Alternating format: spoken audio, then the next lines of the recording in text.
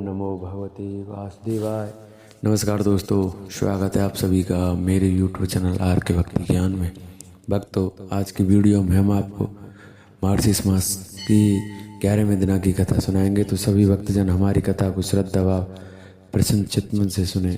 जो भक्त हमारे चैनल पर नए आए हैं, जिन्होंने अभी तक हमारे चैनल को सब्सक्राइब नहीं किया है, वो हमारे चैनल को सब्सक्राइब करें। वीडियो अच्छी लगे तो वीडियो को लाइक करें और कमेंट में विष्णु भगवान की जय अवश्य लिखें। तो आइए भक्तों, हम अपनी कथा को प्रारंभ करते हैं। ब्रह्मा जी ने कहा, हे प्रभु, मुझे नैवेद्य भोजन अर्पण की विधि बताइए, जैसा कि वास्तव में किया जाता है। कितने प्रकार के पके हुए भोजन की इच्छा होती है तथा उसके साथ क्या क्या व्यंजन होते हैं, यह भी विस्तार से बताइए। श्री भगवान ने कहा, हे प्रिय, तुमने बहुत अच्छा पूछा, यह मुझे बहुत पसंद आया। मैं भोजन, पेय आदि की विविधता तथा अन्य व्यंजन भी विस्तार से बताऊंगा। पहली चीज है सोने की थाली। अगर वह उपलब्ध ना हो तो चांदी की थाली इस्तेमाल की जा सकती है। अगर वह भी उपलब्ध ना हो तो बड़ी ही और सुंदर पलाश की थाली इस्तेमाल करनी चाहिए। हे पाप रहित, बर्तन में सैकड़ों ककोले बनाकर चारों ओर रखने चाहिए। बीच में व्यंजन रखना चाहिए। वे भव्य होने चाहिए और उनमें विभिन्न प्रकार के फल होने चाहिए। बर्तन में चंद्रमा के समान रंग की खीर होनी चाहिए तथा उसमें पर्याप्त मात्रा में चीनी भी मिलाई जानी चाहिए। चावल का सफेद रंग लिली जैसा होना चाहिए। मुग्धा दाल शानदार और क्रिस्टल जैसी होनी चाहिए। बीच बीच में अलग अलग तरह के अचार और मसाले रखे जाने चाहिए। खाने की चीजों को 3 पंक्तियों में व्यवस्थित किया जाना चाहिए। नींबू के रस के साथ, फलों और जड़ों के साथ कई तरह के साइड डिश होने चाहिए।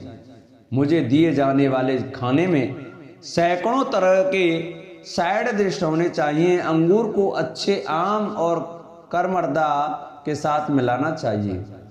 काली मिर्च, पीपल, सौंठ और इलायची को मिलाकर उबालना चाहिए।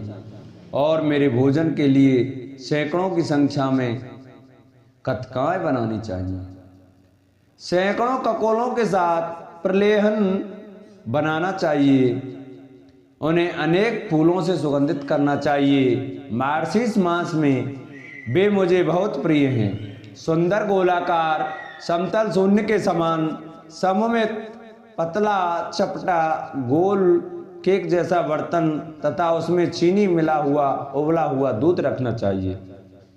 हे प्रिय, उस मधु के समान रंग वाले गौ दूध से मिश्रित मेरे अन्न में स्नेह पूर्वक सुगंधित घी डालना चाहिए। वह घी भी चमकदार ककोले में रखा हुआ होना चाहिए। वह इलायची से चमकता हुआ होना चाहिए। उसे 100 छेद वाली हींग मिलाकर पूरिकाएं बनानी चाहिए और वेष्टिकाएं बनानी चाहिए। पूरिकाएं खाने के तेल या घी में तली हुई पतली टिकिया होती हैं और वेष्टिकाएं चावल, चने आदि के आटे से बनी हुई कई कुंडली बनाकर तेल में तली हुई चीजें होती हैं। उसे अपूप छोटी छोटी टिकिया तथा अनेक प्रकार के दूध के व्यंजन भी तैयार करवाने चाहिए। इन मीठी रोटियों, रत्नों और मोतियों या मालती के फूलों आदि की तरह एक साथ पिरोया जाना चाहिए। परपाटा और बरपाटा आटे से बनी गोलाकार केक जैसी चीजें जिन्हें धूप में सुखाकर तेल से तला जाता है। अर्थात पापड़ और बरपाटा अन्य चीजें हैं जो आटे या सूखी सब्जियों से बनी कुंडल शंको, गोलाकार आदि में बनाई जाती हैं। सभी को तला जाता है। मासा दाल का कुष्मांड से खूबसूरती से तैयार किया जाना चाहिए। मार्गशीर्ष मास में 9 प्रकार की वाटिकाएं सुंदरता पूर्वक बनाकर मुझे अर्पित करनी चाहिए। ये वाटिकाएं दाल के आटे से बनाई जाती हैं और कटलेट की तरह बनाई जाती हैं। 2 प्रकार की वाटिकाएं बनाई जाती हैं। जायफल, मरीची, काली मिर्च आदि से तैयार करके लकड़ी के बड़े बड़े कुंडों में रखी जाती हैं। इस प्रकार का बटक बहुत ही परिष्कृत तेल में बनाया जाता है। बटक बनाने से पहले आटे में नमक डाला जाता है। दूसरा प्रकार स्नेह तेल प्रेम से रहित होता है। दुष्ट लोगों की तरह उनका रंग केसर जैसा होता है, वे छिद्रों से भरे हुए दिखते हैं। कुछ को दही और दूध में डाला जाता है, कुछ को इमली या आम के रस में, कुछ को अंगूर के रस में और कुछ को गन्ने के रस में डाला जाता है। कुछ को काली सरसों के पानी में डाला जाता है, कुछ को चीनी के साथ और ऊपर बताए गए 4 प्रकार के रस के साथ। ये 9 प्रकार के बटका माने जाते हैं। निम्न वस्तुओं को एक साथ मिलाकर एक बड़े कढ़ाई में अच्छी तरह उबालना चाहिए। हीरे के समान चमकदार बुकनेनिया, लेटफोलिया के बहुत छोटे बीज और सुखारिकस नारियल की गिरी के टुकड़े और 100 लौंग, घी, दूध, चीनी आदि यह पदार्थ भी नैवेद्य में से एक है।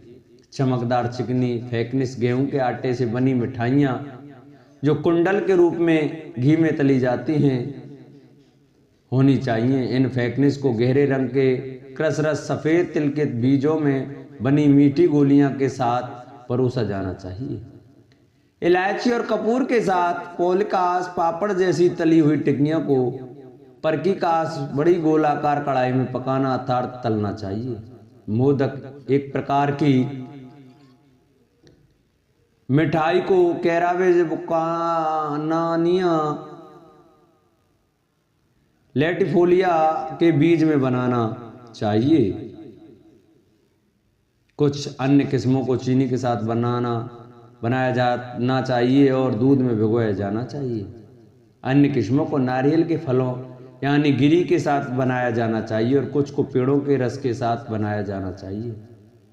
बादाम की गिरी से अन्य मिठाइयाँ तथा तिल और जीरे से उत्तम मिठाइयाँ बनानी चाहिए। ये मिठाइयाँ तथा अन्य मिठाइयाँ जिनका उल्लेख यहाँ नहीं किया गया है मुझे प्रसन्न करने के लिए बनानी चाहिए।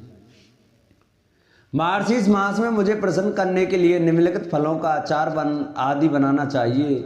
नीचे वर्णित फलों को अलग अलग या 2, 3 या 4 के समूह में मिश्रित अचार के रूप में इस्तेमाल किया जा सकता है। मोकने की कंदमूल सोमनम जैवनिक एक प्रकार का पौधा जो बवासीर को ठीक करता है। अदरक, करमर्दक, कृषा, कांडा, संतरा, इमली, ककोला, दशहर, तुपरारीजा उस शहर से उत्पन्न शानदार नींबू फल, कमल का डंठल, टिंडू फल, लौंग, तिलक, विल्व, ल्यूटी, बंसकरीरा, कायफल, बाला, अंगूर फल, आम फल, सुंदर कंटकिनी फल, धात्री फल, इमली का फल और अम्बदल फल, केला, लंबी, काला मिर्च और मिर्च। इन्हें शुद्ध सरसों के तेल में भिगोना चाहिए और स्वाद के लिए नमक डालना चाहिए। उन्हें सरसों के साथ मसालेदार बनाना चाहिए। उन्हें मिट्टी के बर्तन में रखना चाहिए और उपयोग करने से पहले 3 साल तक रखना चाहिए। सम्मान देने वाले ऐसे अचार मुझे मार्गशीर्ष महीने में अर्पित करने चाहिए, वे मुझे प्रसन्न करते हैं। यदि भक्त इन सभी खाद्य पदार्थों को अर्पित करने में असमर्थ हो तो उसे निम्न प्रकार करना चाहिए। मैं इसे संक्षेप में बताता हूँ। जो भक्त 1 लड्डू, 1 पूरी, 2 फेना, 3 कोकरसा, 16 मांडक और 8 वाटका अर्पित करता है वह कभी नरक नहीं देखता। बहुत दिनों से रखा हुआ आधा अड़ाका दूध, चांद के समान चमकीली 16 पला मिश्री, 1 पला घी, 1 पला शहद, 2 कारस काली मिर्च और आधा पला सौंठ। उपयुक्त सभी पदार्थों को अच्छी तरह मिलाकर स्त्री को अपने पतले हाथों से चिकने मुलायम कपड़े में पीसकर पेस्ट बना लेना चाहिए। फिर उसे कपूर के चूर्ण से सफ़ेद किए हुए बर्तन में डाल देना चाहिए। जो यह रसीला पदार्थ बनता है वह जो चाहे मांग सकता है। मैं उस आदमी को उसकी सारी इच्छाएं पूरी करूंगा। देवता को भोजन, फल और अन्य खाद्य पदार्थ अर्पित करने चाहिए। एक महत्वपूर्ण उपकार है। आमतौर पर जो भी भोजन एक व्यक्ति खाता है वही भोजन उसके देवता को अर्पित किया जाना चाहिए।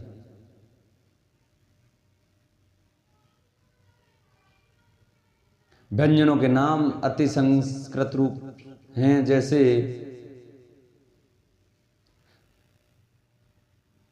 इस प्रकार से मार्सिस मास महात्मा के 9वें अध्याय की कथा पूरी होती है। आगे की कथा अगले अध्याय में सुनाएंगे। जिन भक्तों को हमारी कथा अच्छी लगी हो वो हमारी कथा को शेयर करें। जिन्होंने अभी तक हमारे चैनल को सब्सक्राइब नहीं किया वो चैनल को सब्सक्राइब कर वीडियो को लाइक करें और कमेंट में बालकृष्ण लाल की जय, विष्णु भगवान की जय अवश्य लिखें।